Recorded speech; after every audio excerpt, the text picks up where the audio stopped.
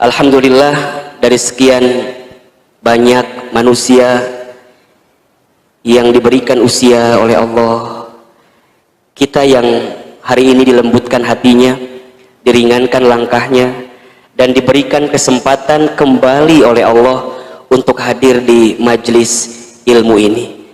Ahilman dari hati yang paling dalam berdoa berharap kepada Allah, mudah-mudahan setiap langkah Bunda datang ke tempat ini menggugurkan dosa yang pernah kita lakukan.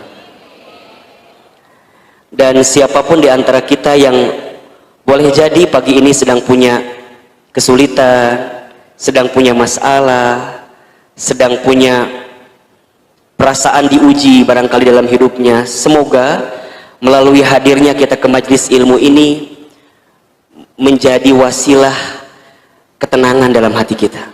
Ya. Dan insya Allah sepulang dari sini yang punya masalah, punya kesulitan, Allah berikan jalan keluarnya. Amin ya rabbal alamin. Bunda, ada 3 kunci seseorang akan mendapatkan kebahagiaan dalam hidupnya. Ya.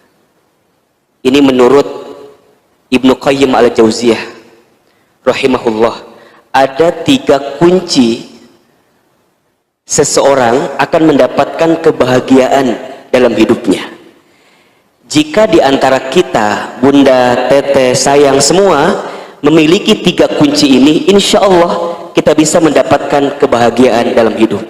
Karena kalau dilihat dari wajahnya, ini wajah-wajah yang ingin bahagia semua, betul apa enggak? Saya nggak berani kalau bilang kurang bahagia gitu ya. Saya bilangnya kita semua pasti ingin bahagia. Ahilman, apa di antara 3 kunci kebahagiaan itu? 1, seseorang itu akan bahagia ketika bersyukur saat diberi nikmat. Yang pertama apa? Bersyukur saat diberi nikmat. Yang kedua, bersabar saat ditimpa musibah. Yang kedua apa? Bersabar saat ditimpa musibah. Dan yang ketiga, bertaubat saat dia pernah berbuat dosa dan kesalahan. Bertaubat saat pernah berbuat dosa dan kesalahan. Saya ulangi, 3 kunci kebahagiaan menurut Ibnu Qayyim al-Jauziyah rahimahullah. 1, bersyukur saat diberi nikmat, bersabar saat diberi atau ditimpa musibah, dan bertaubat saat berbuat dosa dan kesalahan. Itulah 3 kunci yang akan menjadikan hidup kita ini, Bunda, bisa berada pada trek jalur menemukan kebahagiaan dalam hidup. Bersyukur itu maknanya berterima kasih kepada zat yang memberikan nikmat dalam kehidupan kita. Siapa? Allah. Maka yang membuat dia bisa bahagia di awal hari yang dia sedang jalani adalah kalimat yang keluar di lisannya adalah Alhamdulillah. Alhamdulillah. Ketika bangun tidur, apa yang kita baca? Alhamdulillahilladzi ahyana ba'dama amatana wa ilaihin nusyur. Kita kemudian sarapan, makan pagi, setelah makan kita pun mengucapkan kalimat Alhamdulillahilladzi at'amana wa saqana wa ja'alna minal muslimin. Jadi yang keluar di lisannya hanyalah kalimat Alhamdulillah, tanda yang paling sederhana dia bersyukur kepada Allah. Makanya berkali-kali Ahilman pernah sampaikan, syukur itu bentuknya ada 3 kan? 1, asyukru bil qalbi, syukur dengan hati. Bagaimana caranya syukur dengan hati? Meyakini dalam hati kita begitu banyak nikmat yang Allah berikan. Setuju nggak? Allah berfirman dalam Al-Quran, jika engkau menghitung nikmat Allah, sehebat apapun kamu menghitungnya, kamu tidak akan bisa menghitung nikmat Allah. Kenapa? Saking banyaknya nikmat Allah. Maka mohon maaf ya, siapapun di antara bunda, di antara kita yang barangkali hari ini sedang disapa dengan masalah, sedang disapa dengan ujian, demi Allah saya sampaikan, nikmat yang Allah berikan jauh lebih besar daripada masalah yang sedang kita hadapi. Catat status hari ini, nikmat yang Allah berikan lebih besar dari masalah yang sedang kita hadapi. Yang kedua, asyukru bil lisan, kan? Syukur dengan lisan, minimal dengan mengucapkan kalimat apa? Alhamdulillah, alhamdulillah. Bahkan ketika kita mendapatkan sesuatu yang tidak kita inginkan pun, yang keluar kalimatnya adalah alhamdulillah. Ketika diberikan nikmat, alhamdulillahilladzi bi ni'matihi tatimmus shalihat. Ketika diberikan sesuatu yang barangkali mohon maaf tak sama dengan apa yang kita inginkan, kita pun keluar kalimatnya alhamdulillah ala kulli hal. Segala puji bagi Allah atas segala sesuatu yang terjadi. Sampai kemudian asyukru bil amal, syukur dengan amal perbuatan. Apa buktinya? Kita mendekat taat kepada Allah. Bunda hari ini ngaji, bentuk syukur. Bunda tadi sholat subuh, bentuk syukur. Bunda tadi sholat tahajud, bentuk syukur. Nanti bunda infak sedekah, bentuk syukur. Bunda baca Quran, bentuk syukur. Bunda ikut kelas tahsin, ikut kelas tahfidz bersama Daku Bogor, itu bentuk syukur. Jadi bentuk syukur kita kepada Allah dengan apa? Dengan menjadikan semua nikmat dari Allah sebagai jalan untuk mendekat kepada Allah. Itu syukur. Itu syukur. Makanya coba dicek dalam kehidupan bunda, dari sekian banyak nikmat yang Allah berikan kepada kita, sudahkah sepenuhnya digunakan untuk jalan Allah atau bukan? Cek rumah bunda, cek mobil bunda, cek motor bunda, cek suami bunda, cek anak-anak bunda, cek pekerjaan bunda, cek bisnis kita. Kira-kira dengan semua nikmat yang besar itu sudah membuat kita makin dekat dengan Allah atau tidak? Kalau belum, evaluasi, mumpung ada waktu. Mumpung ada waktu. Khawatirnya kita hari ini sibuk dengan urusan dunia, tapi urusan dunia kitalah yang kemudian membuat kita pun juga lupa dari Allah. Jangan-jangan itu. Bunda punya usaha, jangan-jangan usaha bunda yang membuat bunda lupa dari Allah. Bunda punya pekerjaan, jangan-jangan pekerjaan kita yang membuat kita jauh dari Allah. Bunda punya keluarga, jangan-jangan keluarga kita pun juga adalah keluarga yang jauh dari Allah. Maka nanti kalau pulang ke rumah, sampaikan kepada suami, ayah, kita sudah puluhan tahun berumah tangga, kira-kira visi misi rumah tangga kita itu sudah sesuai dengan kemauan Allah atau bukan? Mohon maaf ya, berkali-kali saya sampaikan, rumah tangga itu bunda, atau pernikahan itu bunda, bukan hanya sekedar menyatukan dua hati yang saling mencintai, bukan. Tapi yang paling penting adalah saat kita bersama di rumah tangga, menjadikan rumah tangga kita sebagai jalan untuk mendekatkan surga dalam kehidupan kita. Itu yang paling penting. Makanya bunda perhatikan ya, di awal ayat tentang pernikahan yang biasa dibaca itu surat Ar-Rum ayat 21, apa kalimat pertamanya? Wa min ayatihi, kan gitu ya. Dan di antara tanda-tanda kekuasaan Allah, makna lainnya adalah dan di antara tanda-tanda yang bisa mendekatkanmu dengan Allah. Maka yang disebut dengan rumah tangga sakinah, mawaddah, warahmah, rumah tangga yang baik itu rumah tangga yang saat etape proses perjalanannya membuat kita semakin dekat dengan Allah Subhanahu wa taala. Maka ini menjadi penting. Bunda lihat suami, ya. Lihat suami, lihat anak-anak, itu semuanya menjadikan kita makin dekat dengan Allah gitu. Mohon maaf, kalau seandainya suami bunda ternyata keadaannya tidak mampu, mohon maaf ya, menuntun bunda dalam kebaikan, tidak ada alasan, barangkali itulah pahala bagi bunda agar sabar mendampingi suami bunda. Mohon maaf ya, ada istilah rumahku surgaku, betul apa enggak? Rumahku surgaku itu jangan hanya dipahami sebagai keadaan rumah yang suaminya soleh, suaminya baik. Ya kalau gitu mah gampang, betul apa enggak? Bukan hanya itu, tapi rumah tangga, rumahku surgaku itu adalah keadaan yang bagaimanapun keadaannya mampu mendekatkan kita dengan Allah Subhanahu wa taala. Bunda punya suami soleh, alhamdulillah, karena Allah memberikan kepada bunda pasangan yang soleh yang mampu menuntun bunda. Tapi mohon maaf, Jika seandainya suami kita pun juga kurang soleh, boleh jadi Allah menyiapkan pahala sabar kepada bunda untuk mampu menemani suami bunda yang kurang soleh itu. Bunda bercerminlah kepada Asiyah, istrinya Fir'aun, ya. Asiyah begitu sabar, begitu kuat menjalani rumah tangga bersama dengan Fir'aun, yang saya yakin suami bunda nggak kayak Fir'aun gitu. Ya mendekatilah biasanya begitu ya. Nauzubillah kan ya.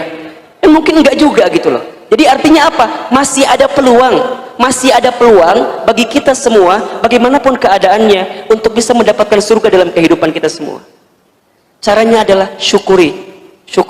Syukur dengan hati, syukur dengan lisan, syukur dengan amal perbuatan.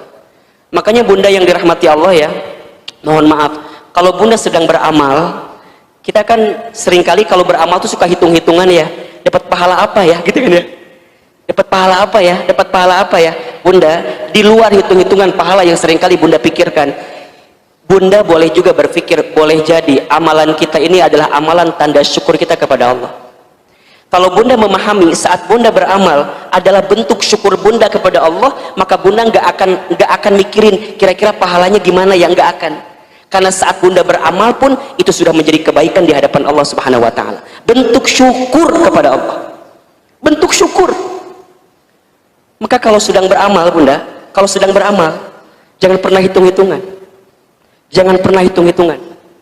Bunda harus yakin, famay ya'mal mithqala dzarratin khairan yarah wa may ya'mal mithqala dzarratin syarran yarah. Barang siapa yang berbuat kebaikan walaupun sebesar biji zarrah, maka Allah akan balas kebaikan itu. Betul apa enggak? Dan barang siapa yang berbuat keburukan sebesar biji zarrah, disembunyikan, ditutupi, mungkin banyak orang yang tidak tahu, mohon maaf, Allah tahu atau tidak? Allah tahu, dan Allah pasti membalas keburukan yang pernah kita lakukan. Bunda saat beramal soleh, lakukan saja. Begitupun saat bunda beramal baik untuk orang lain. Saat bunda berbuat baik untuk orang lain, jangan pernah berpikir hitung-hitungan ya, kira-kira aku akan dapat balasan apa, kalau gitu jadi capek hidup kita. Udah bunda, kalau berbuat baik jalan aja, niatin karena Allah, lakukan sesuai dengan aturan Allah, maka pasti akan menjadi kebaikan. Kita nggak pernah tahu bunda, mohon maaf ya, boleh jadi saat bunda tertidur lelap,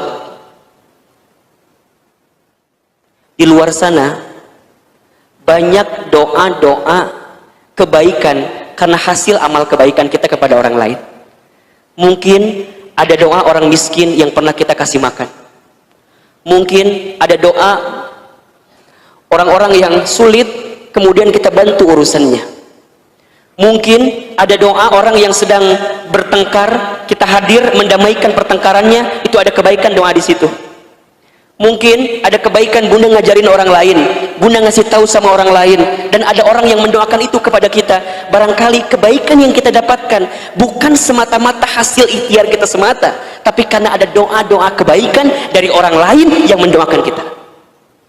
Maka saat kita berbuat baik, jangan hitung-hitungan, karena setiap kebaikan pasti balasannya adalah kebaikan. Hal jazaul ihsan illal ihsan. Tidak ada kebaikan yang kita lakukan kecuali balasannya adalah kebaikan. Tapi Ahilman, kadang aku sudah berbuat baik ya, tapi balasannya tuh kok kayak nggak sesuai gitu loh dengan apa yang aku lakukan. Pernah nggak kayak gitu? Ada nggak yang pernah ngerasain kayak gitu? Kita sudah berbuat baik tapi balasannya kayak nggak sesuai. Ada nggak? Ada yang ngerasa begitu? Baik, kalau ada yang ngerasa begitu, mulai hari ini bersihkan perasaan itu. Bersihkan perasaan itu. Boleh jadi balasan yang kita dapatkan tidak langsung kontan dengan balasan yang sama dari orang lain. Kalau tidak dibalas di dunia, percayalah, kita masih punya kehidupan selanjutnya. Apa itu? Akhirat. Bunda, tidak semua yang kita lakukan itu balasannya harus dibalas di dunia. Tidak. Ada yang mungkin ditunda, ada yang mungkin dipersiapkan oleh Allah di tempat yang lebih baik. Saat bunda menjadi seorang istri misalnya, menjadi seorang istri itu profesi yang sangat mulia bunda, bahkan posisi keberadaan yang sangat mulia. Bunda sudah melayani suami misalnya, sudah seakan-akan memberikan yang terbaik bagi suami, tapi suami bunda mohon maaf mungkin tidak membalas sesuai dengan apa yang bunda inginkan, bahkan mungkin melukai, ya, mengkhianati dan segala macamnya. Bunda jangan pernah khawatir dengan kebaikan bunda, karena boleh jadi Allah siapkan pahala-pahala terbaik untuk bunda, mungkin bukan di dunia, mungkin nanti di akhirat. Begitupun juga dengan bunda yang sebaliknya.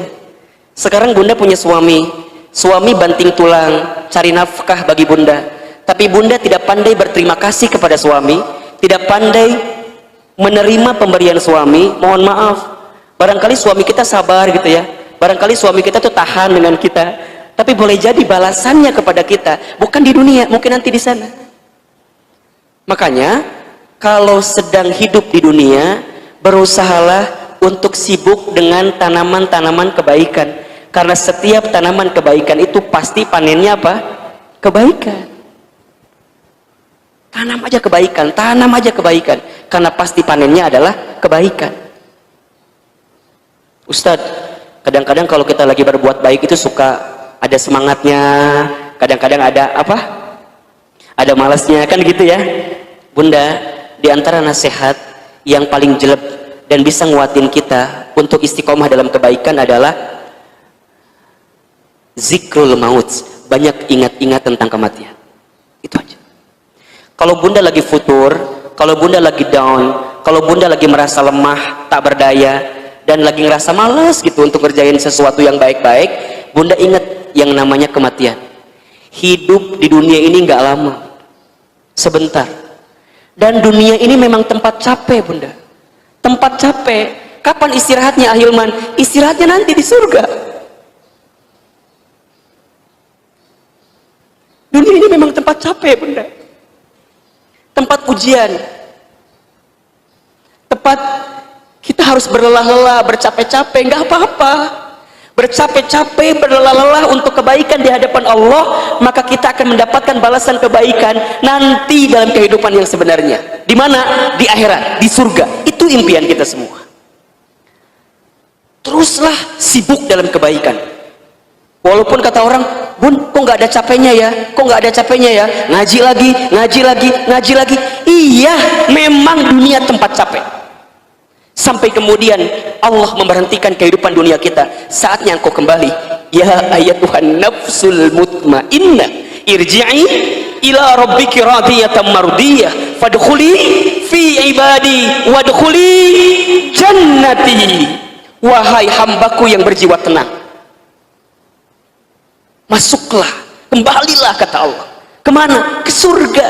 Ini tempat yang kau idam-idamkan selama ini kan. Engkau baca Quran, engkau infak sedekah, engkau sholat tahajud, engkau ta'lim, engkau menggunakan hijab terbaik, jilbab terbaik, engkau melayani suami, engkau infak sedekah. Capek, iya. Dan Allah tidak akan pernah luput pandangannya kepada kita. Pasti Allah membalas semua kebaikan-kebaikan itu. Maka indahnya hidup dunia ini, selain dikasih nikmat, dikasih juga apa?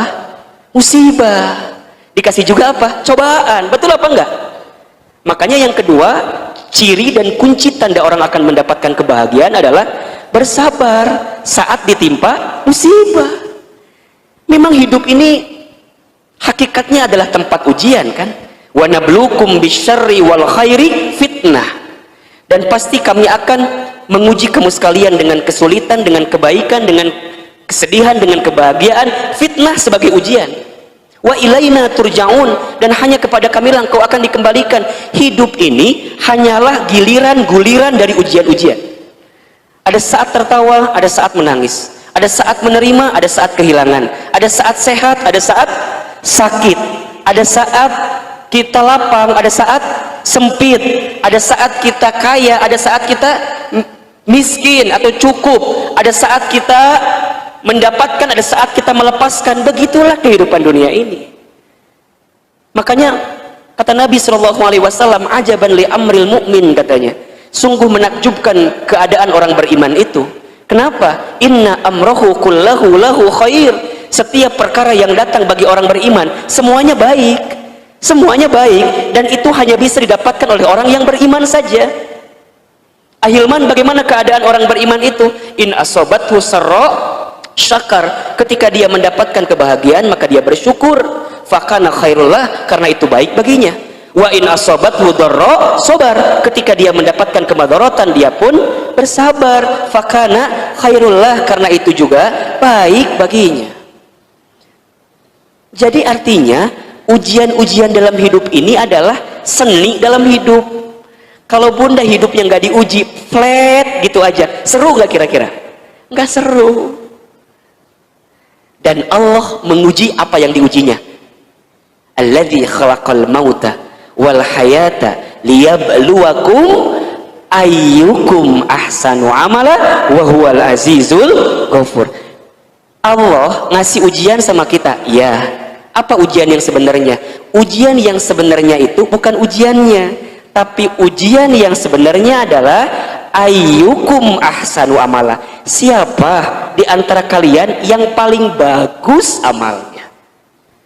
Berarti yang Allah tanya apa? Sikap kita.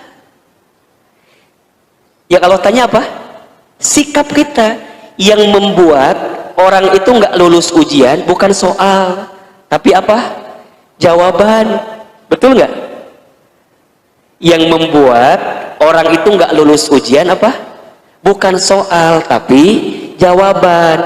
Kalau sekarang bunda ada yang sedang diuji dengan apapun itu ujiannya. Ini kan kalau dilihat dari wajahnya hampir punya kemiripan semua ya. Wajah-wajah pakai masker semua kan ini mah ya. Ini kan dari wajahnya hampir mirip semua, wajah-wajah banyak masalah kelihatannya. Jangan tersinggung, dan memang kenyataan. Betul apa enggak? Ada yang tersinggung enggak? Ya, Ustadz juga yang begini-gini jangan salah bunda. Dibanding bunda mah banyak-banyakan bunda masalahnya. Ya sama, Ustadz juga punya banyak masalah, bunda Cece juga sama, bunda Anggi juga sama, Teh Elis juga sama. Bunda jangan kira ketika membacakan bacaan-bacaan zikir itu kayak nggak ada masalah. Tenang, adem banget ya lihat bunda Anggi ya, adem banget ya lihat Teh Elis baca zikir-zikir. Ulah salah, banyak masalahnya banyak atuh. Bener nggak Teh? Nggak salah lagi. Sama bunda, sama. Kita ini pasti punya masalah. Dan memang itu seni dalam hidup. Ustadz, irahanya aku teh berhenti dari masalah. Mau nggak bunda berhenti dari masalah? Kalau mau berhenti gimana caranya? Gitu. Kalau mau berhenti ya silahkan, tok dipilih. Mau lewat mana berhentinya? Jadi gimana? Memang lagi diuji. Dan bagi orang beriman, bunda paham bahwa ujian, bahwa musibah, bahwa masalah itu adalah cara Allah meningkatkan derajat hidup kita. Selama, ini penting nih, selama dengan ujian-ujian itu membuat kita semakin dekat dengan Allah. Itu kata kuncinya. Jadi kalau dengan masalah, dengan musibah, dengan cobaan makin membuat kita dekat dengan Allah, boleh jadi musibah itu adalah anugerah dari Allah. Saya ulangi ya. Kalau dengan musibah, dengan cobaan, dengan sesuatu yang menyedihkan kita, membuat kita semakin bisa mendekat dengan Allah, bisa taat kepada Allah, bisa makin rajin ibadahnya. Boleh jadi musibah itu berbuah jadi anugerah dari Allah. Hari ini kan kita semua sedang diuji ya. Ada longsor, ada banjir, ada gempa, ya, ada kecelakaan pesawat. Para ulama-ulama kita dipanggil usianya oleh Allah. Pandemi COVID belum reda juga, belum selesai juga. Ini kan kita sedang diuji gitu. Nah pertanyaannya adalah, dengan rentetan ujian itu membuat bunda makin dekat dengan Allah atau tidak gitu? Membuat kita semakin taat dengan Allah atau tidak? Kalau dengan semua yang terjadi itu belum mampu membuat kita semakin dekat dan taat kepada Allah, butuh cara apa lagi yang harus Allah hadirkan dalam kehidupan kita? Makanya sekarang sudah mulai saatnya bunda, rumah-rumah bunda menjadi rumah tempat bunda menghamparkan sejadah, bunda munajat sama Allah, minta ampun sama Allah gitu. Kamar bunda gelarkan sajadahnya, bangun di sepertiga malam, merintih di hadapan Allah, minta ampun sama Allah, banyak berdoa sama Allah. Ini kesempatan terbaik bunda. Dan mohon maaf sebaliknya, jika ada yang seolah-olah diberikan nikmat, seolah-olah hidupnya bahagia, tapi dengan nikmat dan bahagia itu tidak semakin membuat dia dekat dengan Allah, jangan-jangan itu bukan nikmat, tapi itu adalah musibah yang sebenarnya. Ada orang yang dinaikkan pangkatnya, dinaikkan derajatnya, dinaikkan posisinya, dibanyakin hartanya, luar biasa, punya semuanya, tapi nggak membuat dia dekat dengan Allah. Boleh jadi itulah musibah yang sebenarnya, istidraj namanya. Jadi, oh ya, kan sabar itu menahan diri gitu ya, untuk melakukan sesuatu yang dibenci oleh Allah. Makanya dia nggak mau tuh, ini sesuatu yang dibenci oleh Allah, dia tinggalkan. Makanya sabar nanti ada 3 kan, ada sabar dalam ketaatan kepada Allah, yang kedua ada sabar dalam meninggalkan maksiat, dan yang ketiga sabar ketika ditimpa musibah. Dan itu tingkatan bunda ternyata rumusnya. Seseorang tidak akan bisa sabar menghadapi musibah kalau dia nggak sabar meninggalkan maksiat. Seseorang tidak akan sabar meninggalkan maksiat kalau dia tidak sabar dalam ketaatan kepada Allah. Maka wajar jika ada keterangan yang menyebutkan musibah yang terjadi itu diakibatkan karena banyaknya dosa maksiat yang dilakukan oleh manusia. Kan begitu? Dhakharul fasada fil barri wal bahri bima kasabat aydin nas, kan begitu? Telah nampaklah kerusakan di langit, di daratan, di lautan. Karena apa? Karena ulah tangan manusia. Dan memang begitu kan? Dalam ayat lain Allah sampaikan, wa ma asabakum min musibatin fabima kasabat aydikum. Dan apapun musibah yang menimpa kamu sekalian, itu disebabkan oleh tangan ulah kamu sekalian. Tapi ujungnya lihat ayat ini, wa ya'fu an katsir, dan Allah memaafkan banyak terhadap keadaan kamu sekalian. Ketika kapan? Ketika ditimpa musibah, kita banyak bertobat, kita banyak bermuhasabah, semakin dekat dengan Allah, makin taat kepada Allah, maka di saat itu Allah mengangkat derajat kehidupan kita. Sabar, sabar. Jadi gimana Ustadz? Sabar. Punya suami soleh kudu sabar nggak? Hah? Saya tanya, punya suami soleh kudu sabar apa enggak? Kudu sabar. Sabar gimana Ustadz? Sabar menemani kesolehannya. Misalnya ada suami bunda yang rajin puasa sunnah, udah puasa Daud hari ini puasa, besok enggak, terus puasa lagi. Dan suami bunda mah kalau puasa teh sahurna kudu make sambel. Jadi kumaha ahilman, berarti tiap Janari kudu bangun ngarenos sambel. Sekarang pertanyaannya, kudu sabar ente kira-kira? Ngarenos sambel tiap Janari kudu sambel gak? Sabar. Sabar atuh. Dan memang kondisinya begitu. Suami kita ya, mohon maaf kan biasanya kalau yang soleh itu menjaga benar gitu ya, cara mencari nafkah, cara mencari penghasilan, dia menjaga banget mana yang halal ya, mana yang baik. Banyak tapi haram dia tinggalkan. Pertanyaannya, bunda berani sabar nggak dengan keadaan itu? Sabar. Sok punya suami yang ganteng, kudu sabar nggak? Kudu sabar. Bunda punya suami kayak Ustadz Hilman, bukan berarti saya ganteng, bukan ya. Ini mah contoh ya, jangan dikaitkan dengan kalimat sebelumnya, jangan ya. Bunda misal punya suami soleh, kerma soleh, pinter, ganteng, benghar, itu mah kan aku banget ya gitu. Ya kan itu mah insya Allahnya, insya Allah suami bunda banget gitu kan. Yang suaminya gitu, yang gak manggawe gitu kan. So kudu sabar nggak bunda? Kudu sabar bunda. Makanya saya bilang ke istri saya, bunda sayang, kudu sabar punya suami kayak ayah teh. Emang kumaha gitu? Sabar weh pokoknya mah. Sabar. Sama suami punya istri kayak bunda, kudu sabar nggak? Sabarna merenan sabar kuadrat merenan. Kalau punya kayak istri gini, banyak maunya, banyak mintanya, banyak ngomongnya, banyak hutang. Jadi kudu sabar. Ya memang itu kondisinya bunda. Dan seni. Dan tidak ada nikmat kesabaran pada akhirnya balasannya adalah kebahagiaan yang paling hakiki. Apa itu? Surga. Surga.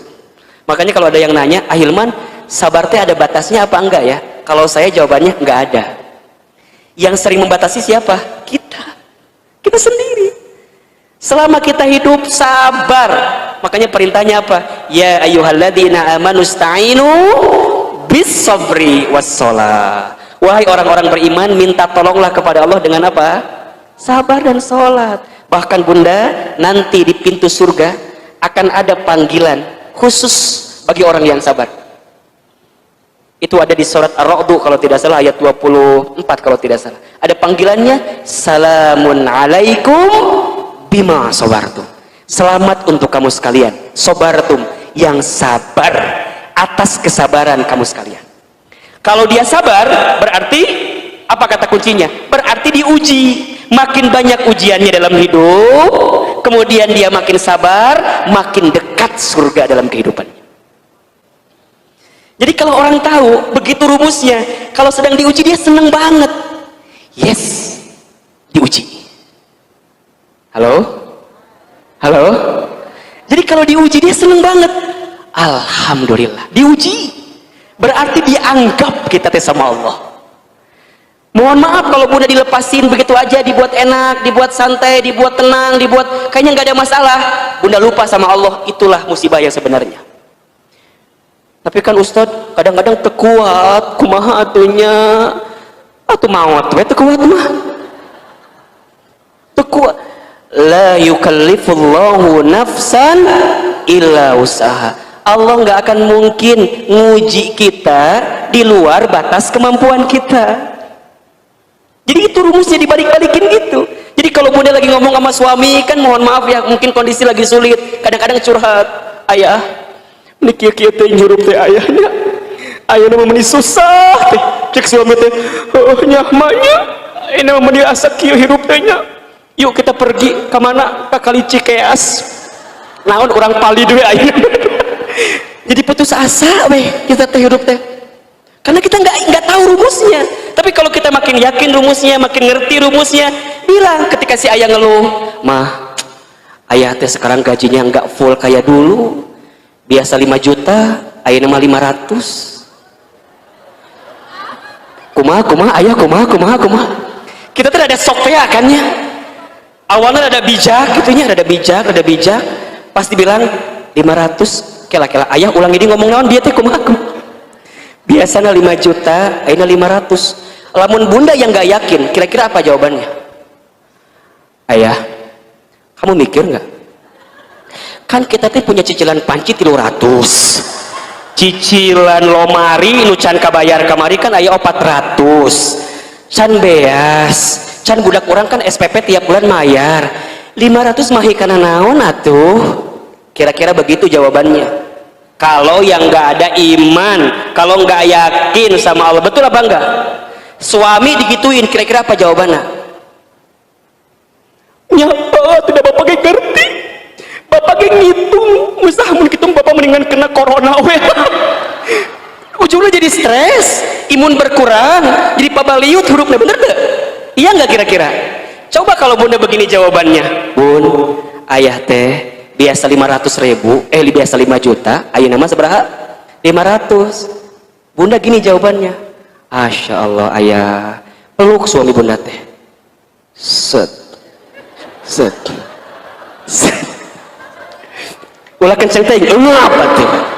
Dipeluk sama bunda teh, dibisikin di telinganya, ayah mikir tuh gitu. Jangan gitu atuh. Bunda peluk, bilang, ayah nggak apa-apa, yakin kalau sekarang ayah 500.000 dapatnya, mama bunda insya Allah nguatin cukup-cukupin. Bunda bisikin di telinga suami bunda, la yukallifullahu nafsan illa usaha. Allah nggak akan ngasih beban sama kita ayah, kecuali Allah tahu batas kemampuan kita. Buat bunda mah nggak penting penghasilan ayah berapa, yang penting ayah selalu bersama dengan bunda. Gitu. Hari itu tenang, isuk lir. Minimal hari itu tenang dulu gitu kan, besok mah belum tentu ayah orang dia bener tuh. Bisa aja bunda pagi-pagi ngomong gitu kan, bisa aja sorenya meninggal, bener nggak? Ayah, kalau dilihat dari wajah ayah mada, ayah teh nggak akan lama lagi kelihatannya. Udah pasrah. Sok we mama nyerahkan ke Allah. Bade dicanak bapak ayeuna mangga. Bade enjing lebih cepat lebih baik. Jadi saling nguatin di rumah tangga, bukan saling melemahkan, bahkan jangan saling menyalahkan. Sabar bunda, ini hidup inilah. Sampai yang terakhir, kalau bunda mau bahagia, bertaubat, banyak taubat saat kita sudah berbuat dosa. Bunda, yang membuat manusia itu mulia karena apa? Karena manusia bertaubat. Iblis kenapa hina? Iblis kenapa hina? Karena dia sudah tahu berbuat salah, sudah tahu mungkar, berbuat gak baik dalam hidupnya, tapi nggak mau bertaubat di hadapan Allah. Tapi yang membuat manusia itu menjadi mulia saat dia pernah berbuat dosa, kemudian dia segera bertaubat kepada Allah. Itu yang menjadi kemuliaan kita. Makanya Allah itu suka kepada orang yang sering bertaubat ya. Innallaha yuhibbut tawwabina wa yuhibbul mutatahhirin. Sesungguhnya Allah mencintai orang yang banyak bertaubat dan orang yang mensucikan diri. Udah bunda, jangan sibuk dengan aib orang lain, jangan sibuk dengan kesalahan orang lain, sibuklah dengan aib kita, karena aib kita juga jauh lebih banyak daripada aib orang lain. Banyak nangis sama Allah, banyak mohon ampun, istighfar, dikit-dikit istighfar, astagfirullah. Kalau bunda dapat kesulitan nih, kalimat pertamanya ya tentu innalillah, kemudian alhamdulillah, boleh jadi juga astagfirullah, ya Allah banyak dosa ya Allah. Makanya kalau ada orang yang ngajak ngegosip, ngajak ngegibah, dia nggak mau. Ece Ida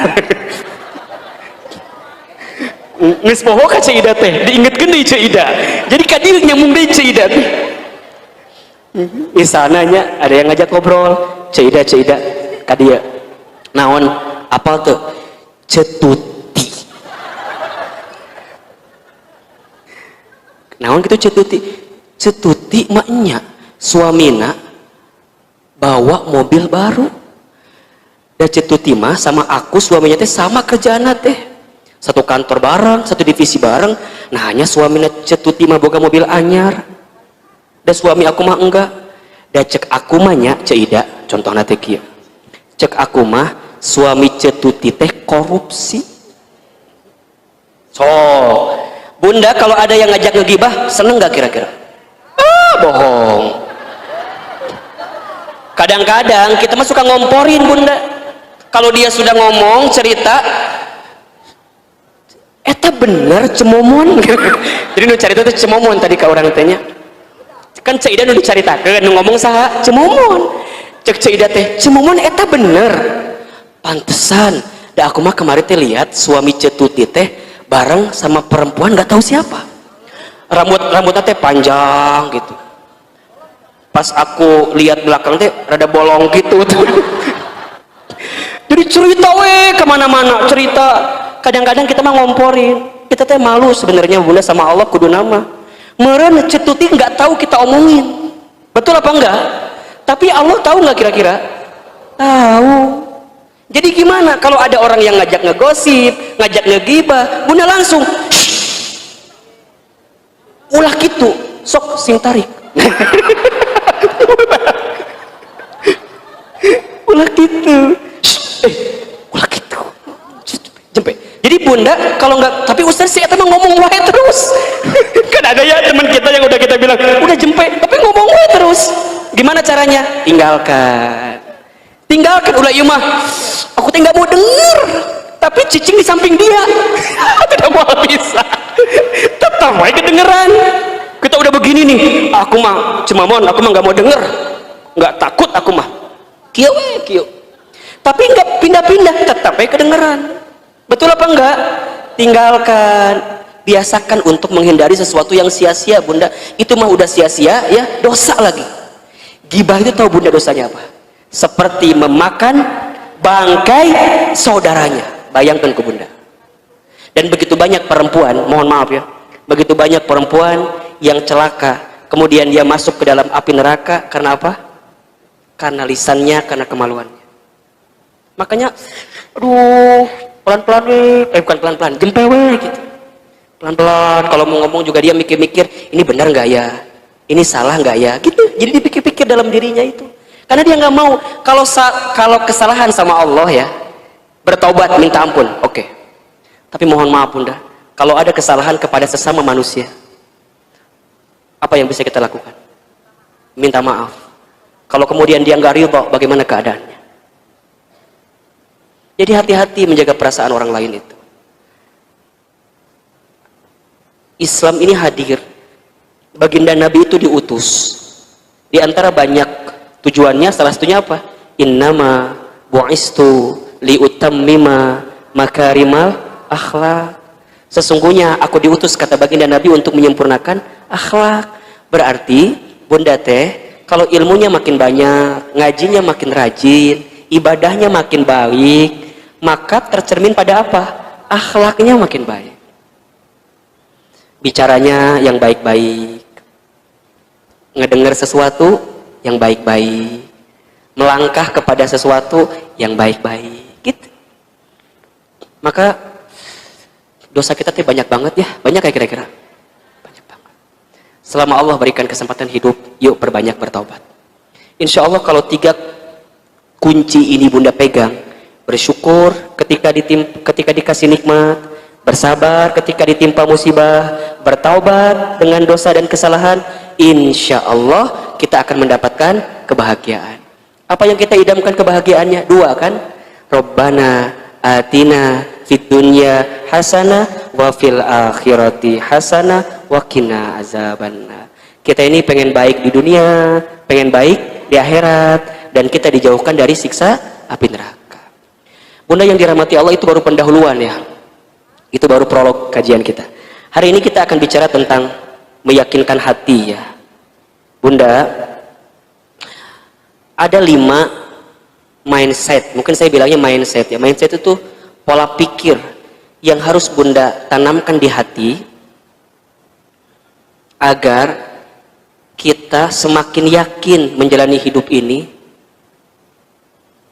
untuk menyandarkan sepenuhnya hanya kepada siapa? Allah. Sebelum saya bahas 5 mindset itu apa saja, saya ingin mulai dari satu keadaan yang membuat hidup kita terasa sulit. Penyebabnya adalah karena terlalu bersandar kepada selain Allah. Saya ulangi ya. Yang membuat hidup kita terasa sulit, terasa berat, karena terlalu bersandar kepada selain Allah. Itu faktor penyebabnya. Seorang istri ketika terlalu bersandar kepada suami, maka siap-siap dia akan mendapatkan kekecewaan dalam hidupnya. Ketika kapan? Ketika keberadaan suaminya tidak sesuai dengan apa yang diharapkannya. Kecewa nggak kira-kira? Kecewa. Kalau sudah kecewa, merasa berat nggak? Merasa berat. Orang tua punya anak. Kalau orang tua terlalu bersandar kepada seorang anak, ketika anaknya tidak sesuai dengan harapannya, maka siap-siap orang tua itu akan dibuat apa? Kecewa. Kalau sudah kecewa, maka hidupnya akan terasa berat. Seseorang yang bekerja di perusahaan terlalu bersandar ke tempat bekerja di perusahaannya itu, siap-siap dia akan apa? Kecewa. Ketika kapan? Ketika dia harus dirumahkan, ketika dia harus di PHK, ketika harus diberhentikan dan segala macamnya. Bunda punya bisnis, terlalu bersandar kepada bisnis usaha kita. Ketika kondisinya berubah, bisnis usaha kita berubah, kemudian kita kecewa, maka kita akan terasa sulit menjalani hidup. Alasannya apa? Karena terlalu bersandar kepada bisnis usaha kita. Maka jawabannya, kalau bunda hidupnya ingin ringan, ingin tenang, ingin nikmat, belajarlah untuk menyandarkan semua kehidupan kita hanya kepada siapa? Allah. Pertanyaannya adalah, banyak di antara kita yang percaya kepada Allah, tapi sedikit di antara kita yang mempercayakan hidupnya kepada Allah. Ya enggak? Kalau ditanya, yakin gak sama Allah? Yakin, tapi gitu deh, gelisah lagi, ngeluh lagi. Betul nggak? Nah, bagaimana caranya, mindset apa atau keyakinan hati apa yang perlu ditanamkan dalam diri kita agar semakin yakin dengan Allah? Saya mengambil mindset hidup ini dari mindsetnya Nabi Ibrahim alaihissalam. Bunda, Nabi Ibrahim itu seorang nabi yang masya Allah ya, disebut dengan bapaknya para nabi gitu ya, yang ketauhidannya, yang keimanannya, yang keikhlasannya, Allahu Akbar. Bunda barangkali sudah sangat mengetahuinya karena seringkali diceritakan oleh para guru-guru kita. Nabi Ibrahim ujiannya Allahu Akbar begitu besar kan? Tapi apa yang membuat Nabi Ibrahim kuat menjalani hidup? Karena kuat keyakinannya kepada siapa? Kepada Allah. Nah, Ahilman, apa di antara keyakinan-keyakinan Nabi Ibrahim alaihissalam yang bisa kita pelajari, kemudian kita tanamkan di hati kita agar makin yakin dengan Allah? Bunda buka surat Asy-Syu'ara, surat ke-26, ayat 78 ya, sampai ayat 82 ya. Kita bahas ini, kan tadi 5 ya. Surat Asy-Syu'ara ayat 78 sampai 82. Ini berisikan tentang 5 mindset dalam hidup ya, terinspirasi dari Nabi Ibrahim alaihissalam, yang akan membuat kita semakin yakin dengan Allah. Jadi kalau bunda sedang menghadapi kesulitan, sedang menjalani hidup, maka yakini 5 mindset ini. Oke, kita bahas satu persatu ya. Yang pertama, keyakinan dalam hati kita yang perlu kita tanamkan adalah A'udzubillahi minasyaitonirrajim. Bismillahirrahmanirrahim. Allazi khalaqani fahuwa yahdin. Allazi khalaqani fahuwa yahdin. Dialah Allah yang telah menciptakan aku, maka dialah Allah yang menunjukkan jalan kepadaku atau memberi petunjuk kepadaku. Ini keyakinan pertama. Dialah Allah yang menciptakan aku, dan dialah Allah yang memberikan petunjuk kepadaku. Bunda, yang menciptakan kita siapa? Yang menciptakan kita siapa? Allah. Kalau Allah yang menciptakan kita, berarti yang mengatur urusan hidup kita siapa? Allah. Nah, sekarang pertanyaannya, bunda dalam hidup ngikutin aturannya siapa?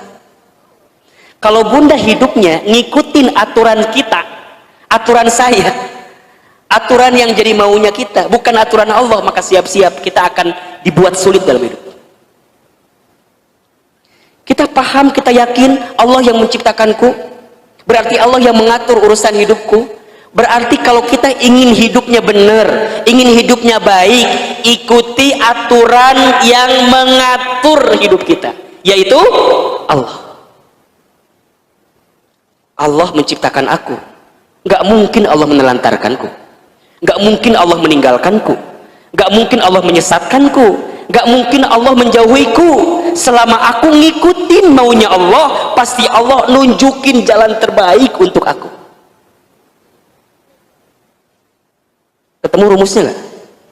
Kalau bunda yakin yang menciptakan kita adalah Allah, maka bunda pun juga harus yakin yang ngatur urusan hidup kita siapa? Allah. Kalau bunda yakin yang ngatur urusan hidup kita adalah Allah, maka bunda akan serahkan sepenuhnya kepada siapa? Allah. Bunda, coba tengok bagaimana kisahnya Nabi Ibrahim alaihissalam. Ketika Nabi Ibrahim alaihissalam menikah dengan Hajar, kemudian punya seorang anak bernama Ismail, oleh Allah diperintahkan untuk dibawa ke sebuah tempat ya, biwadin ghairi di jara'in, tempatnya tempat yang tandus, bahkan tidak ada tumbuhan yang tumbuh di sana, tidak ada hewan yang tinggal di sana, tidak ada manusia yang berkeliaran hidup di sana, tidak, dibawa ke tempat yang begitu jauh. Sampai kemudian udah sampai di lokasi itu, Nabi Ibrahim diperintahkan oleh Allah untuk meninggalkan Hajar bersama Ismail. Kebayang nggak keadaannya? Dari satu tempat dibawa ke tempat yang begitu rumit luar biasa, dibawa. Udah sampai di lokasi disuruh apa? Meninggalkan.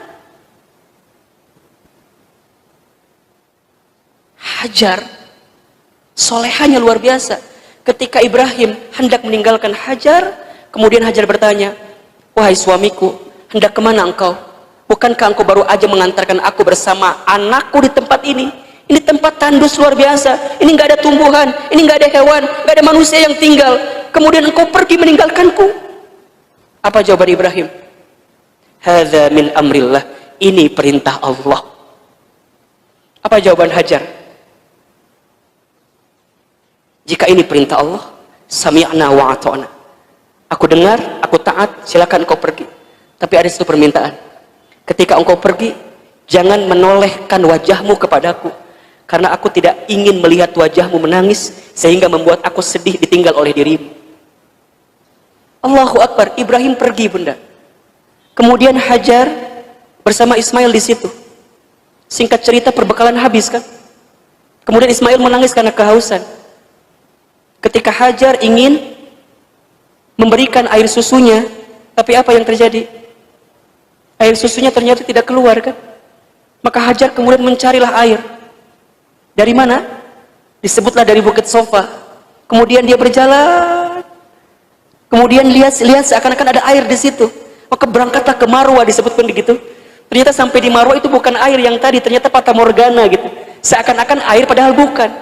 Tapi Hajar tidak sampai di situ, balik lagi ke Sofa, balik lagi ke Marwa, balik lagi ke Sofa. Berapa kali disebutkan? 7 kali bolak-balik di situ, tidak menemukan air. Kan begitu? Sampai kemudian air ditemukan di dekat kakinya daripada Ismail putranya. Pertanyaan saya adalah, kenapa Ibrahim begitu luar biasa untuk melakukan keadaan seperti itu? Meninggalkan istrinya, meninggalkan putranya, meninggalkan keadaannya. Karena ini tahu perintah Allah, mengikuti maunya Allah. Karena Ibrahim alaihissalam yakin Allah yang menciptakanku, maka Allah juga yang memberikan petunjuk kepadaku. Tidak mungkin sesuatu yang ditunjukkan oleh Allah menyesatkan dalam hidupku. Maka mindset pertama yang harus bunda yakinkan di hati, alladzi khalaqani fahuwa yahdin. Allah yang menciptakanku, maka Allah lah yang memberikan petunjuk kepadaku. Jelas gak kira-kira? Kalau Allah yang nyiptain kita, Allah yang ngatur hidup kita, maka tugas kita adalah ikutin aturan Allah. Ikutin apa? Aturan Allah. Gampangnya beginilah, mungkin analogi sederhananya, bunda main bola, yang jadi penengah apa? Wasit. Yang jadi penengah wasit nih, yang mengatur pertandingan wasit. Kalau masing-masing yang main bola itu, mohon maaf bunda, punya aturan masing-masing, kacau nggak kira-kira? Kacau.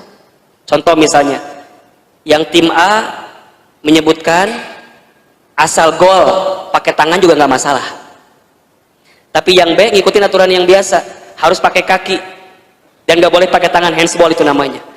Dua-duanya nggak sepakat, beda aturannya, berantem nggak kira-kira? Berantem. Saya tanya, 10-0, yang menang yang mana?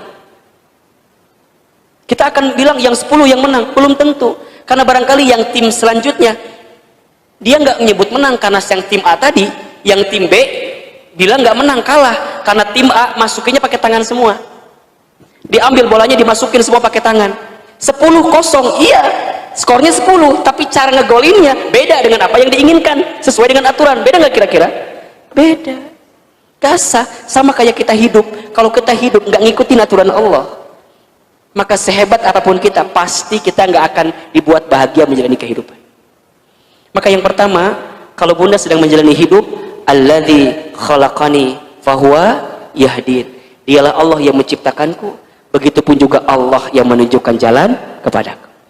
Yang kedua, mindsetnya adalah walladzi huwa yut'imuni wa yasqin. Dialah Allah yang memberi makan dan minum kepadaku. Nih kata Nabi Ibrahim alaihissalam, dialah Allah yang memberi makan dan memberi minum kepadaku. Maknanya apa? Ini lebih kepada pola pikir kita tentang rezeki dalam kehidupan kita. Bunda, rezeki itu sudah dijamin oleh Allah. Selama kita hidup dan kita bergerak dalam hidup itu, maka Allah sudah menjamin rezeki kita. Begitu banyak di antara kita yang seringkali gelisah dengan rezeki. Betul apa enggak? Padahal perhatikan ayat ini, walladzi huwa yut'imuni wa yasqin. Dialah Allah yang memberikan makan kepadaku dan dialah Allah yang memberikan minum kepadaku. Bunda, jangan pernah khawatir tentang rezeki, karena rezeki sudah tertakar, tak mungkin tertukar. Yang perlu kita khawatirkan adalah rezeki kita ini berkah atau tidak. Itu yang penting. Saya ulangi ya, jangan pernah khawatir tentang rezeki. Jumlahnya, banyaknya, kadarnya, takarannya sudah yang ngatur. Siapa? Allah. Tugas kita apa? Ikhtiar yang terbaik. Termasuk ikhtiar terbaik itu hanya fokus dengan yang berkah, yang halal, yang baik. Rezeki dalam kehidupan.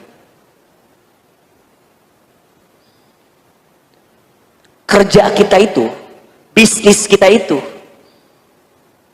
tidak menentukan rezeki kita. Itu hanyalah bentuk kewajiban kita kepada Allah. Bunda bisnis, bunda bekerja, itu hanyalah kewajiban kita ikhtiar. Tapi hasil yang menentukan siapa? Allah. Dan Allah selalu tahu mana yang terbaik rezekinya untuk kita. Makanya kata Sayyidina Umar bin Khattab radhiyallahu anhu kan pernah mengatakan bahwa aku tidak pernah risau, aku tidak pernah gelisah dengan hidup, karena aku percaya, aku yakin sesuatu yang sudah tercatat untukku tidak akan pernah meninggalkanku. Dan semua sudah ada kadar takarannya rezeki masing-masing, dan kita percaya bahwa Allah pasti memberikan rezeki kepada kita. Wa ma min dabbatin fil ardi illa 'alallahi rizquha. Dan tidak ada makhluk yang bergerak di muka bumi kecuali Allah jamin rezekinya. Kalau bunda nggak yakin ini di hati, gelisah pasti. Tugas kita, ayah, ya, para suami, para bapak, pasangan kita, ayah, kita ikhtiar aja yang maksimal. Allah yang menjamin rezekinya. Makanya saat bunda keluar rumah, apa kalimat yang bunda sering kali baca doanya? Bismillahi tawakkaltu 'ala Allah, la haula wala quwata illa billah. Dengan menyebut nama Allah, tawakkal 'ala Allah, tawakkaltu 'ala Allah, aku menyerahkan kepadamu ya Allah. Itu. Maka mindset kedua yang perlu bunda yakinkan di hati adalah dialah Allah yang menjamin urusan rezeki kita. Yang ketiga, wa idza maridtu fahuwa yashfin. Dan apabila aku sakit, dialah Allah yang menyembuhkan aku. Masya Allah. Jadi yang pertama tadi urusan apa? Urusan hidup ya, urusan hidup kita, skenario hidup kita. Yang nyiptain kita siapa? Allah. Berarti yang ngatur hidup kita siapa? Allah. Berarti kalau kita mau hidupnya baik, mau hidupnya benar, ikutin aturan siapa? Allah. Yang kedua urusan apa? Rezeki, ya, urusan rezeki. Yang ketiga, wa idza maridtu fahuwa yashfin, dan apabila aku sakit, dialah Allah yang menyembuhkan aku. Ini berarti tentang sesuatu yang menyakitkan dalam hidup kita. Tubuh ada sakitnya, fisik. Tapi selain fisik, ada nggak yang suka bikin sakit? Ada. Sakit hati, ya nggak? Terluka, terhianati, betul kan? Ada yang mitnah kita, ada yang menghina kita, ada yang ngomongin kita, ada yang nyakitin kita. Sakit nggak kira-kira Bunda? Sakit. Apa kata Nabi Ibrahim? Fahuwa yashfin, dialah Allah yang menyembuhkan rasa sakit dalam hidupku. Jelas? Karena Allah yang mampu menyembuhkan kita. Begitupun juga mohon maaf, kalau ada di antara kita yang hari ini sedang sakit hati, ada yang sedang terluka perasaannya, ada yang merasa, Ustadz, sakit banget. Ada yang ngomongin saya di belakang. Iya, kalau di depan namanya bukan ngomongin. Sakit Ustadz, gimana caranya? Fahuwa yashfin. Balikin ke siapa? Allah. Bunda, Ustadz, Bunda teh udah bilang A sampai Z ke suami, tapi suami teh meninggal berubah-berubah. Kumahanya Ustadz? Fahuwa yashfin, Allah yang menyembuhkan rasa luka di hati kita. Jelas? Jadi kalau sekarang kita terluka, terhianati, tersakiti, siapa yang bisa menyembuhkan luka hati itu? Allah. Fahuwa yashfin. Maka dia tidak akan sibuk gitu loh dengan kesulitan yang dihadapinya, karena pada akhirnya hanya dikembalikan kepada Allah. Inna lillahi wa inna ilaihi raji'un. Bunda nangis boleh, Bunda lagi sakit nih, kemudian nangis boleh, tapi yang nggak boleh berlebihan nangisnya.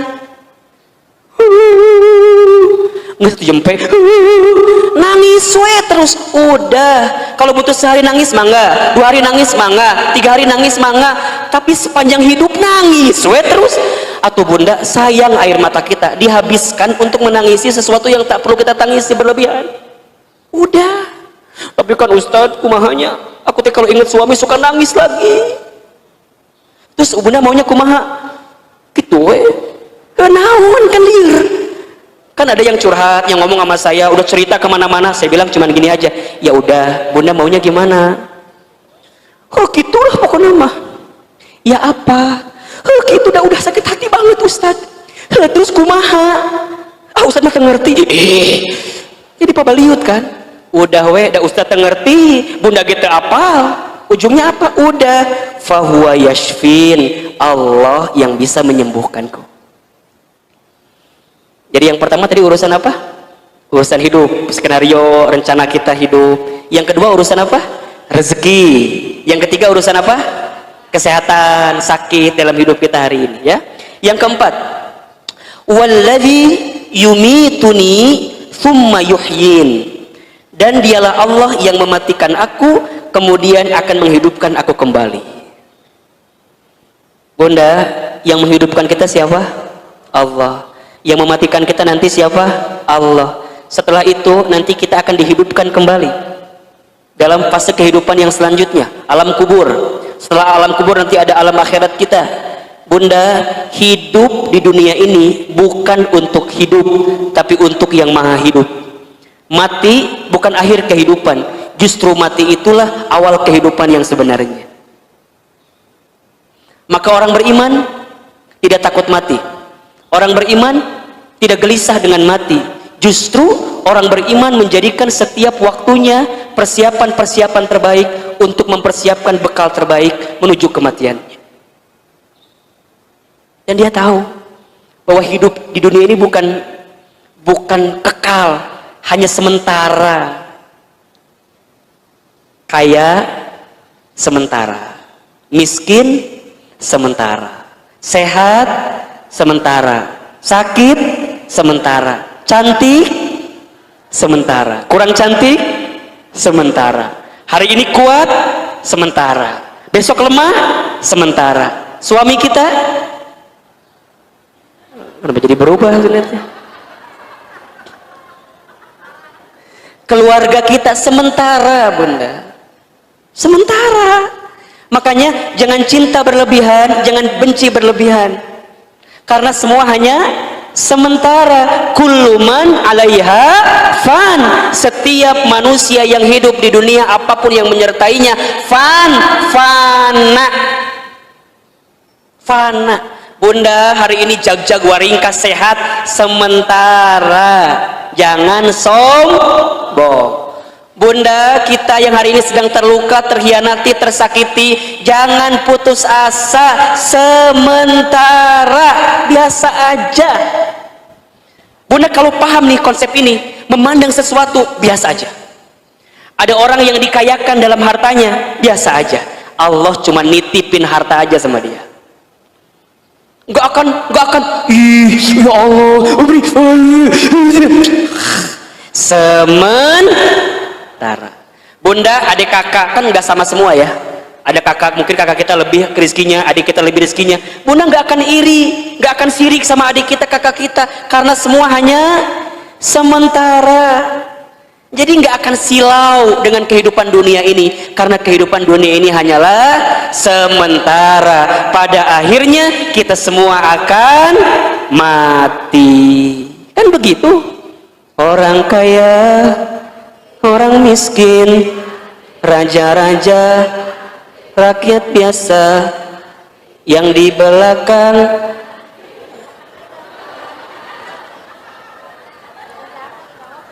yang di atas, yang di tengah, Ustadz Hilman wafat ulah mati teuing atuh wafat ya Robana ya Karim. Wafat, kita pasti akan mati, Bunda. Apa yang mau kita sombongin sih sekarang? Makanya saya tuh wallahu alam ya, Bunda merasakan hal yang sama atau enggak, Bunda? Belakangan ini waktu dengan kematian tuh terasa makin dekat gitu. Ya nggak kira-kira? Kayaknya dulu tuh ya kalau bicara corona, covid itu kan kayaknya jauh banget gitu ya. Hari ini tuh ya Allah, tetangga kita, saudara kita, guru-guru kita gitu. Kadang ya yang membuat saya itu sering mudah menangis, yang sedih itu kita tuh sadar ya Bunda, belum banyak bekal gitu untuk pulang gitu. Iya nggak kira-kira? Waktu Allahu yarham al-maghfurlah Syekh Ali wafat, itu kan saya lagi ngisi kajian di Masjid Az-Zikra gitu ya. Ada yang hadir waktu itu? Lagi ngisi, tiba-tiba dapat kabar beliau wafat gitu. Saya langsung tidak bisa berkata apa-apa gitu Bunda. Langsung diam, langsung kita tutup dengan doa, selesai gitu. Kalau orang yang sudah banyak amalnya gitu ya, bekal kebaikannya banyak, tentu kematian itu adalah sesuatu yang dirindukan gitu.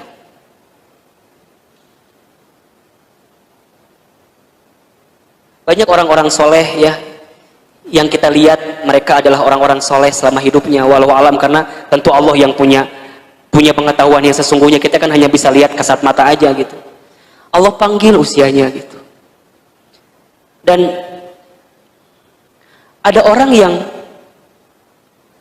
jasadnya sudah mati, tapi kebaikannya masih hidup gitu. Makanya nanti ada istilah, ada usia, ada umur. Ini beda Bunda. Usia itu hitungan angka, itu usia. Bunda 60, 50, 40, Ahilman misalnya 30, itu hitungan angka.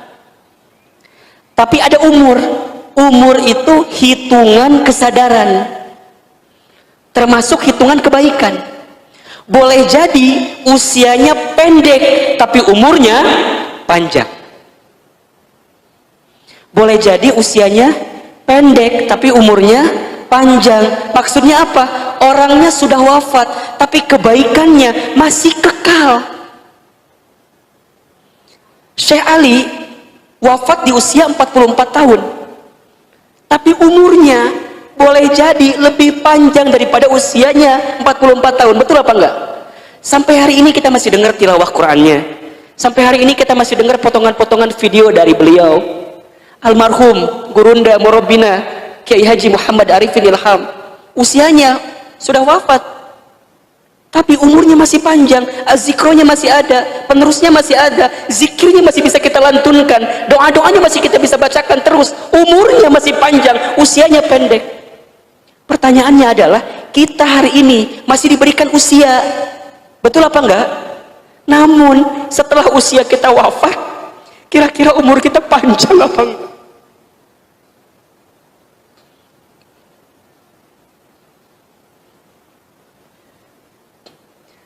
Maka tiada sikap yang dimiliki oleh mereka orang beriman kecuali setiap harinya adalah ingatan-ingatan tentang kematian. Makanya kata Nabi SAW, mukmin yang cerdas itu adalah dia yang paling banyak ingat tentang mati dan mempersiapkan kematiannya. Jadi siapin bekal banyak-banyak. Infak, sodako, baca Quran, berbuat baik sama orang lain, ikut ta'lim, tidak mau menyakiti orang. Karena kita tahu bahwa hidup ini bukan di sini sebenarnya, tapi nanti di sana. Gitu. Ahilman, mungkin saya pinter nyampein sesuatu gitu ya, menceramahi sesuatu. Kadang saya takut, ya Allah, kira-kira yang saya sampaikan udah saya amalkan atau belum? Takut.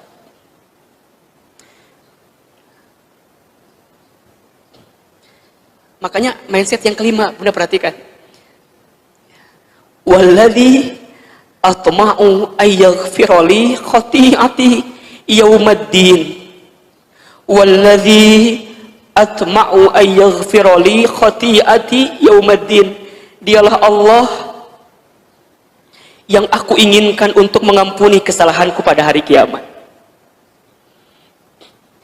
Jadi begini Bunda, setelah yang keempat mindsetnya adalah Allah yang mematikan kita, Allah yang menghidupkan kita, maka yang terakhir adalah aku yakin Allah pasti mengampuni dosa-dosaku.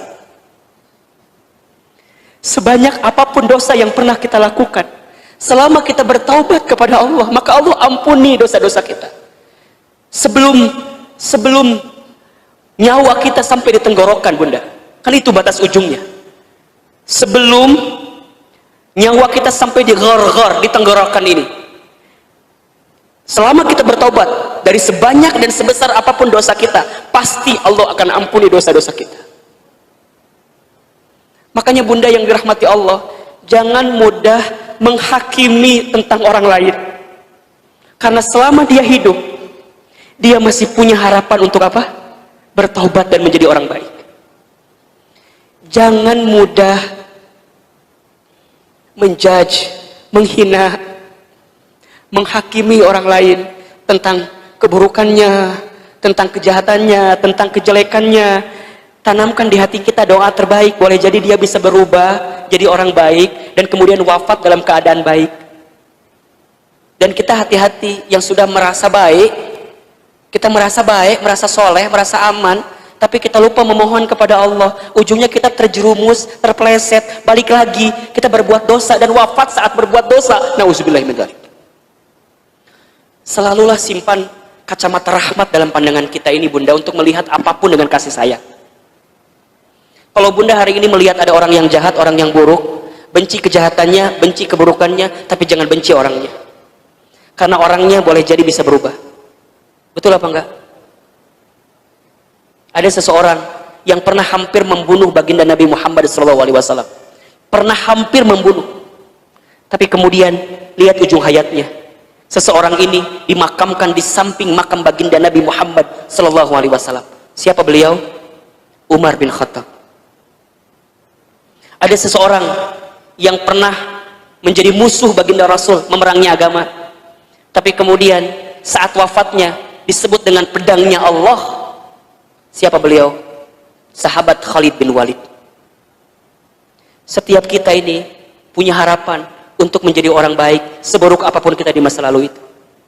Dan kita yakinlah bahwa Allah mengampuni dosa-dosa kita, maka jangan pernah berhenti beristighfar kepada Allah.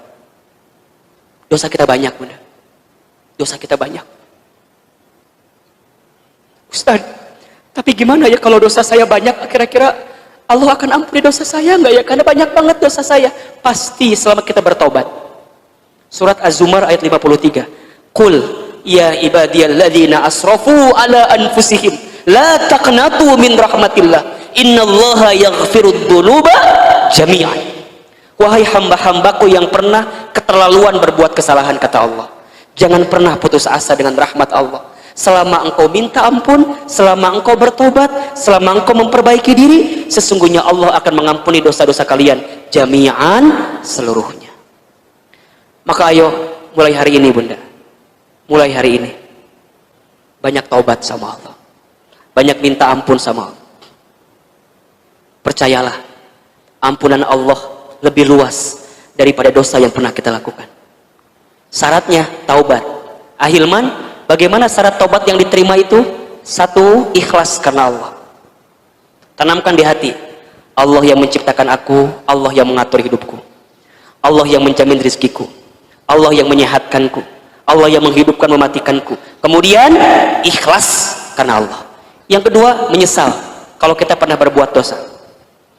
Bunda, kalau ingat-ingat dosa itu nyesel, malah ketika nyeselnya itu bisa sakit, bisa kemudian di hati ini, ya Allah, naha dulu berbuat itu ya, naha berbuat dosa. Menyesal, syarat taubat. Yang ketiga, berhenti, tinggalkan. Berhenti, tinggalkan. Udah, cukup. Dan yang keempat, komitmen untuk mengisi hari-hari ke depan dengan apa? Kebaikan. Satu apa tadi? Ikhlas. Dua, nyesel. Tiga, berhenti, tinggalkan. Empat, komitmen dengan kebaikan. Taubatan nasuha. Kalau belum, berarti gimana? Taubatnya belum serius. Ustadz, gimana kalau kami sudah bertobat, bikin dosa lagi? Gimana berarti? Taubat lagi, bikin dosa lagi. Taubat lagi, bikin dosa lagi. Taubat lagi, bikin dosa lagi. Mati, nggak sempat bertobat. Jadi gimana Ustadz? Saat kita bertobat, komitmen.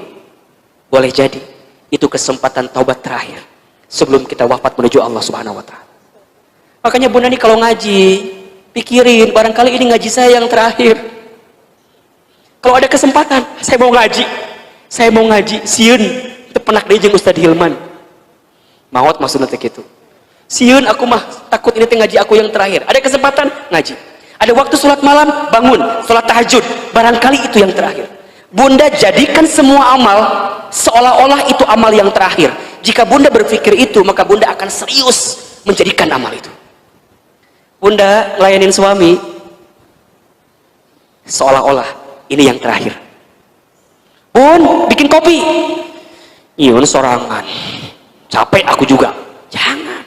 Boleh jadi ini kesempatan terakhir.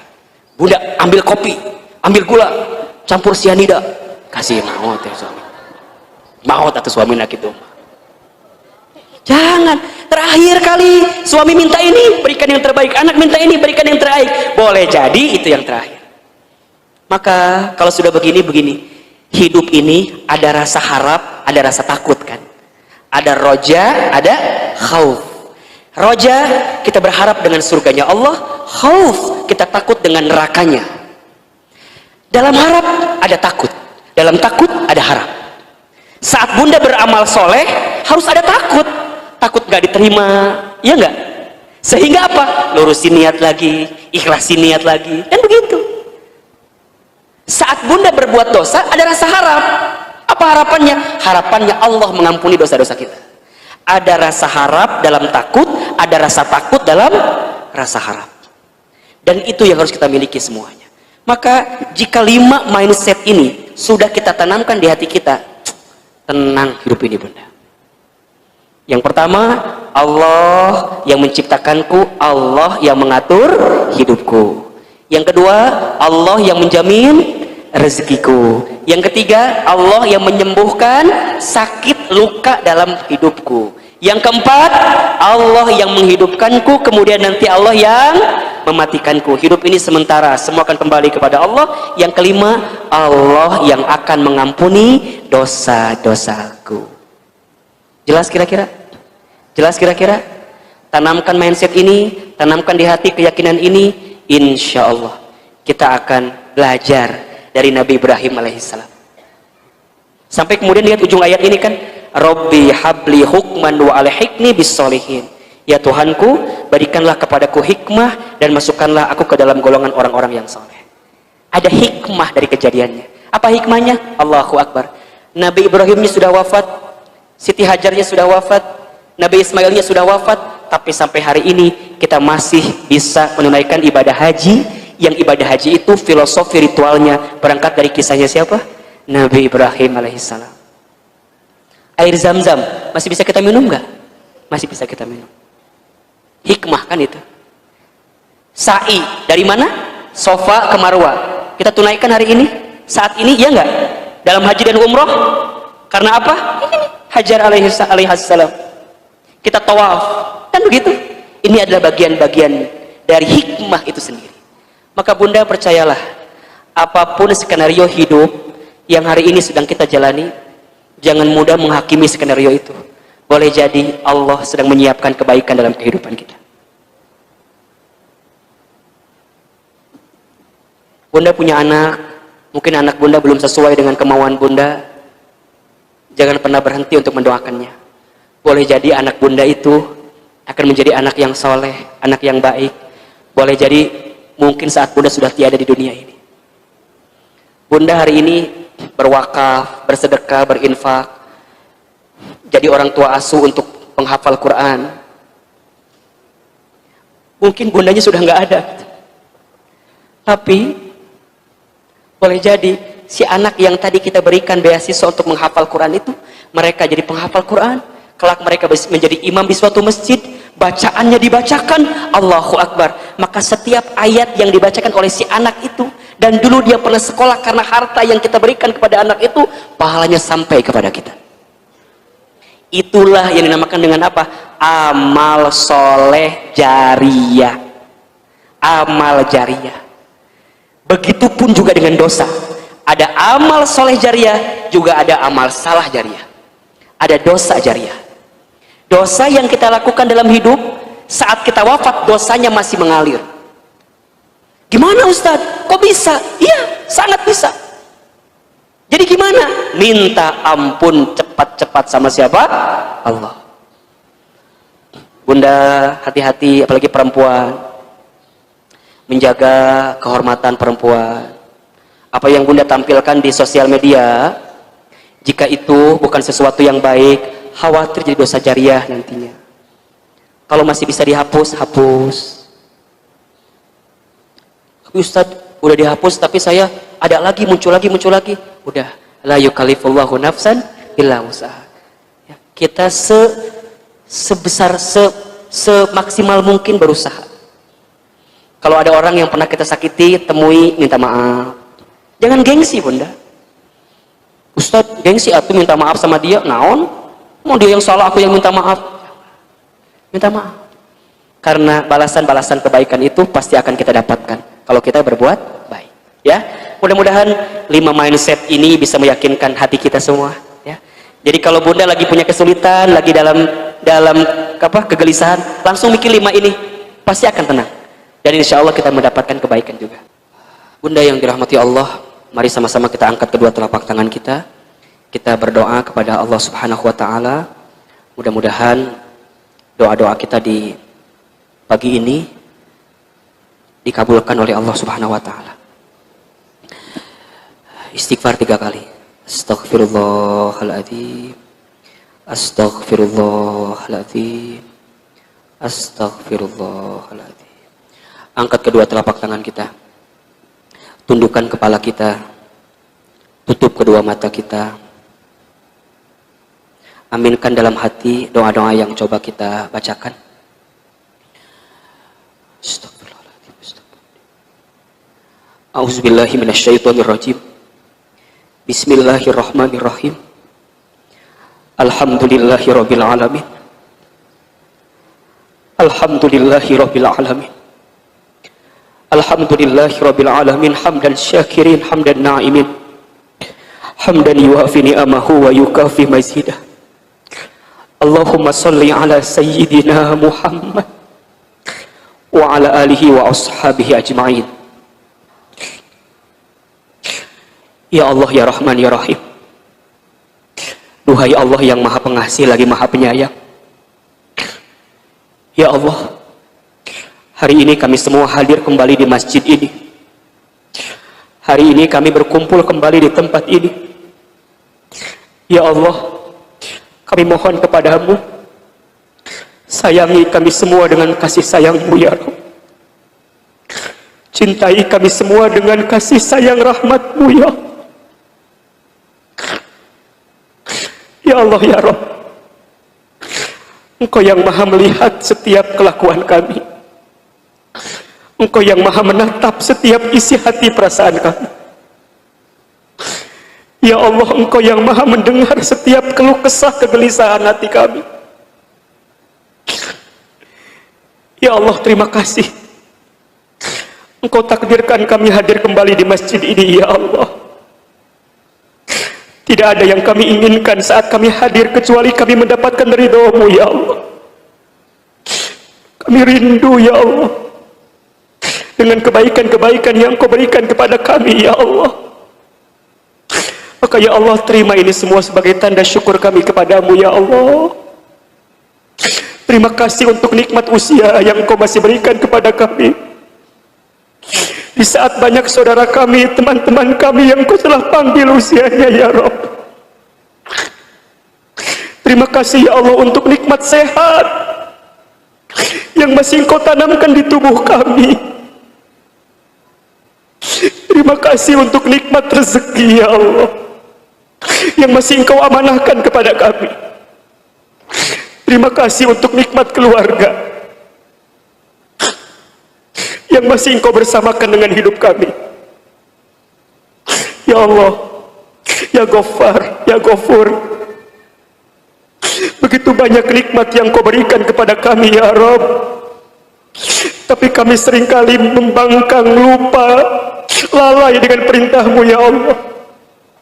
Maka ya Allah, Engkau yang maha mengampuni semua dosa-dosa kami. Kami mohon ya Allah, siapapun di antara kami, seburuk apapun masa lalu kami, sebanyak apapun dosa-dosa kami, sesering apapun maksiat kami, Allah, kami mohon kepadamu ya Allah, jangan keluarkan kami dari masjid ini kecuali Engkau ampuni semua dosa-dosa kami ya Allah. Ampuni dosa-dosa kami ya Allah. Banyak dosa ya Allah, banyak dosa ya Allah. Ampuni semua dosa-dosa kami ya Allah, dari mulai dosa yang kecil sampai dosa yang besar, dari mulai dosa yang kami sembunyikan sampai dosa yang kami buat terang-terangan ya Rabb. Dosa mata dari pernah melihat yang haram, dosa lisan pernah berbohong, sering berdusta, pernah ingkar janji, fitnah, ghibah. Bunda, berapa banyak lisan ini keluar kata-kata yang tidak baik. Mungkin pernah melawan kepada suami kita, mungkin pernah membangkang kepada orang tua kita, tanpa sadar pernah membicarakan aib saudara kita, teman kita.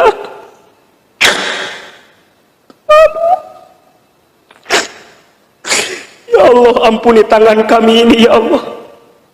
Mungkin di antara kami tangannya ada yang pernah bersentuhan dengan yang haram. Ampuni perut kami ini ya Allah, mungkin pernah masuk makan minum yang haram.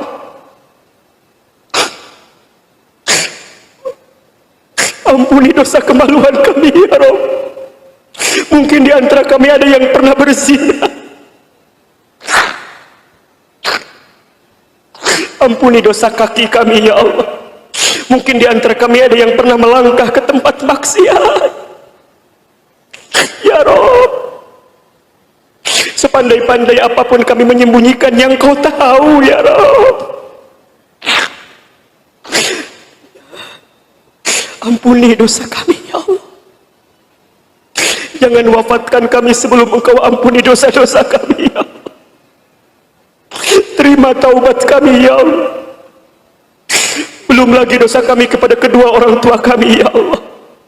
Maafkan kami jika ada yang pernah menyakiti hati orang tuanya, pernah menyinggung perasaan orang tuanya, pernah menyakiti hati orang tuanya, pernah meneteskan air mata ayah ibu orang tuanya ya Allah.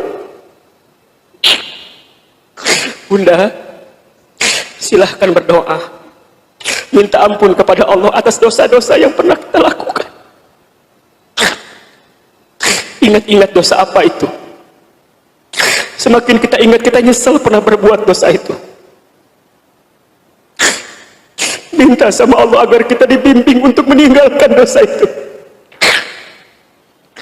Allah, ampuni dosa kami ya Allah. Ampuni dosa kami ya Allah. Rabbana dzalamna anfusana wa illam taghfir lana wa tarhamna lanakunanna minal khasirin. Allah, kami ridho ya Allah. Seandainya musibah, ujian, cobaan menimpa kami, kami ridho menerimanya ya Allah. Boleh jadi itu karena dosa-dosa kami ya Allah. Tapi kami mohon ya Allah, ampuni dosa kami ya Allah. Jadikan ujian hidup ini sebagai cara Engkau mengampuni dosa-dosa kami ya Allah. Kesulitan hidup kami, ujian hidup kami ini ya Allah, kami ridho, kami terima, asalkan Engkau ampuni semua dosa-dosa kami ya Allah.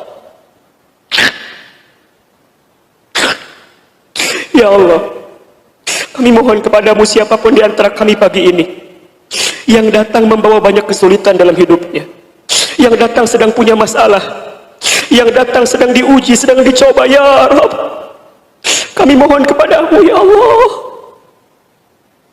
Ya Allah, kami tahu ini rencanamu ya Allah. Kuatkan kami melalui ini semua ya Allah. Bunda, yang punya kesulitan, yang punya hajat, silakan berdoa masing-masing sesuai dengan hajatnya. Apa yang sedang punya masalah, sedang punya kesulitan, punya hajat, sampaikan kepada Allah. Allah Al-Hadi, Allah yang maha memberi petunjuk. Allah ya Nur, Allah yang memberikan cahaya terbaik dalam hidup kami. Ya Allah, belajar berbisik sama Allah, belajar menyampaikan apa yang kita inginkan. Bismillahirrahmanirrahim. Ya Allah, Engkau yang tunjukkan kepada kami jalan yang baik ya Allah. Ya Allah ya Rabb, seberat apapun masalah yang sedang kami hadapi, kami yakin Engkau maha besar ya Allah. Tidak ada ujian yang menimpa hidup kami kecuali Engkau yang akan memberikan solusinya ya Allah. Hasbunallah wa ni'mal wakil. Ni'mal maula wa ni'man nasir. Ya Allah, siapapun di antara kami yang sedang sakit, sembuhkan ya Allah. Siapapun di antara kami yang sedang sempit, lapangkan ya Allah. Siapapun di antara kami yang hidupnya sedang sulit, mudahkan ya Allah. Siapapun di antara kami yang sedang bertengkar, sedang bermusuhan, damaikan ya Allah, akurkan ya Allah. Siapapun di antara kami yang rumah tangganya, keluarganya sedang punya masalah, tunjukkan jalan keluar terbaik untuk masalah rumah tangga yang sedang kami hadapi ya Rabb.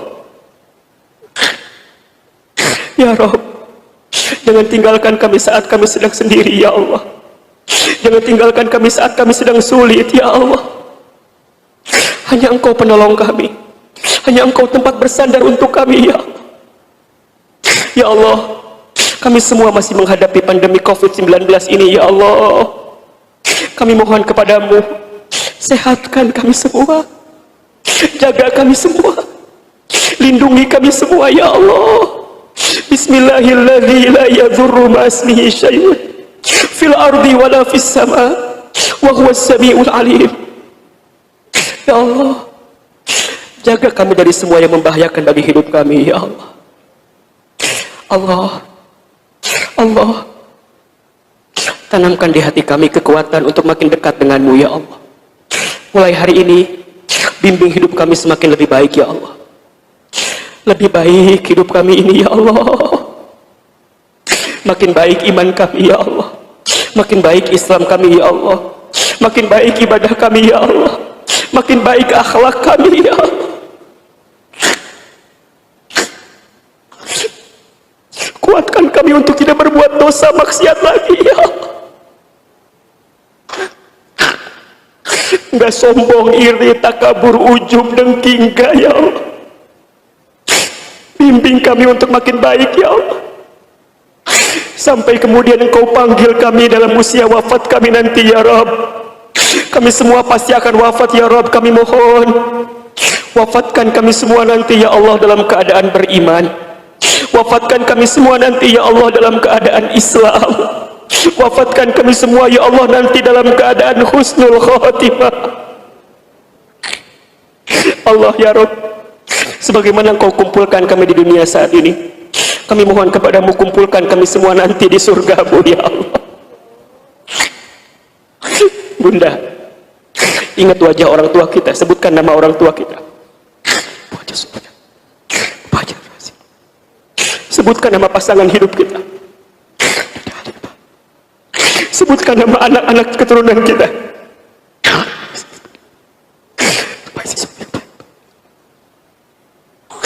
Ya Allah, kumpulkan kami nanti di surga bersama orang-orang yang kami sayangi ya Allah.